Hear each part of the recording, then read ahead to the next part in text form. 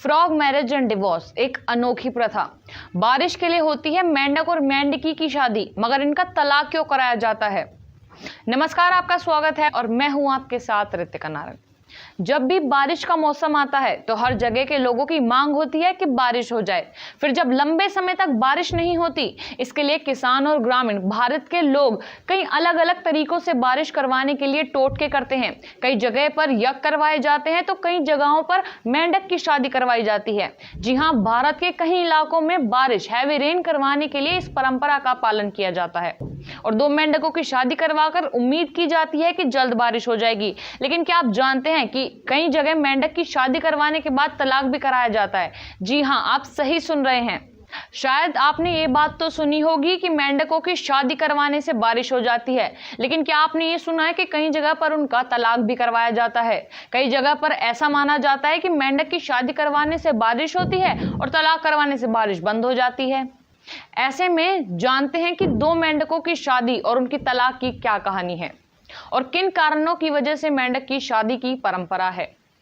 बारिश के लिए जो दो मेंढकों की शादी करवाई जाती है, ये शादी इंसानों की शादी से ज्यादा अलग नहीं होती। इस शादी में भी कई तरह की रस्मों का पालन किया जाता है। जैसे इंसान की शादी में होता है, मेंढकों को माला पहनाई जाती है और मंत्र जाप भी होते हैं। आम शादियों की तरह शादी की सजावट भी की जाती है और नाच गाना भी होता है और मेहमानों के लिए भोज का इंतजाम भी किया जाता है। फिर शादी होती है। आपको ये जानकर हैरानी होगी कि मेंढक अपनी होने वाली पत्नी की मांग भी भरता है सिंदूर से। इस शादी को देखकर आपको इंसान की शादी की अनुभूति होगी।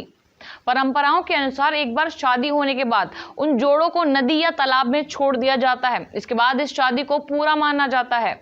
कहा जाता है कि अगर ऐसा हो जाए तो इस इलाके में बारिश होती है। अब बात यही नहीं खत्म होती, इसके बाद इनका तलाक भी कराया जाता है। अब आप सोच रहे होंगे कि आखिर शादी के बाद तलाक क्यों कराया जाता है।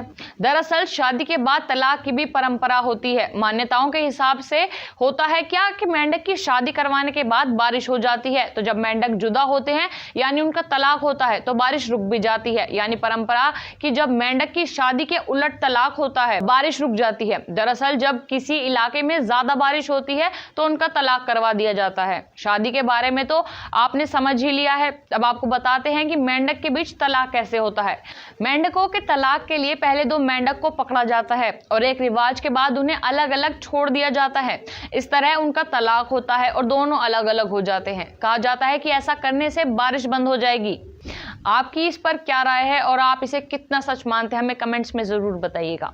धन्यवाद आपका हमारे साथ जुड़ने के लिए।